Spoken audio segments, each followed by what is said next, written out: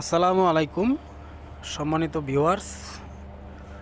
আজকে আপনাদেরকে দেখাবো আমার ছোট্ট একটি ফুলকপির ক্ষেত। এই যে দেখুন গাছগুলোর কি সুন্দর গ্রোথ, মাশাআল্লাহ, খুবই চমৎকার লাগতেছে দেখতে।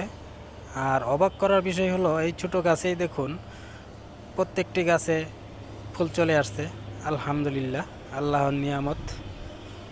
তো বর্তমানে বাজারে ফুলকপির প্রচুর দাম।